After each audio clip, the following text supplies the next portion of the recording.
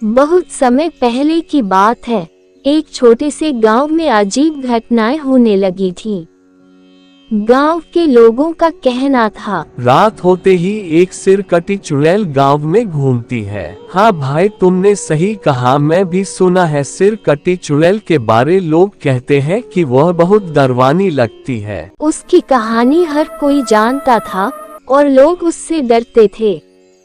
इस चुड़ैल का असली नाम रुक्मणी था। वह पहले इस गांव की एक बहुत ही सुंदर और दयालु लड़की थी। एक दिन कुछ बाहरी लोग गांव पर हमला करने आए और रुक्मणी का सिर काट दिया। रुक्मणी की आत्मा को बहुत दुख और गुस्सा हुआ और वह चुड़ैल बन गई।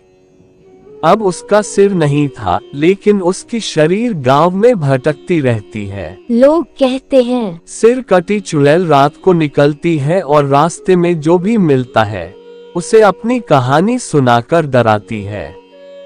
उसकी चाल धीमी होती है और वह अक्सर किसी को देखकर चिल्लाने लगती है। रात के सन्नाटे में उसकी आवाज सुनकर लोग सहम जाते हैं। एक दिन गांव का एक साहसी युवक रमेश ने ठान लिया, मैं इस चुड़ैल के रहस्य को सुलझाऊंगा। वह एक रात गांव के मंदिर के पास पहुंचा, जहां लोगों ने आखिरी बार उस चुड़ैल को देखा था। रमेश ने वहां बैठकर इंतजार किया। आधी रात होते ही उसे एक सफेद साया दिखाई दिया, जो धीरे धीरे उसकी ओर बढ़ने लगी। रमेश का दिल तेजी से धड़कने लगा, लेकिन उसने हिम्मत नहीं हारी। जैसे ही चुड़ैल रमेश के पास पहुंची, तुम्हें क्या चाहिए? मुझे शांति चाहिए।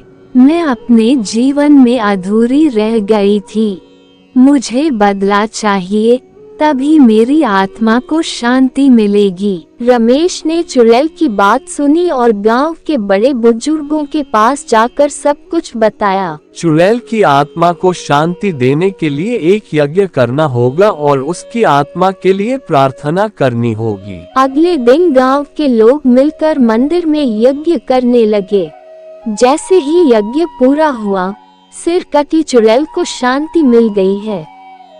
इसके बाद उस चुड़ैल का साया कभी नहीं दिखा। गांव वालों ने राहत की सांस ली और रमेश के साहस की सराहना की।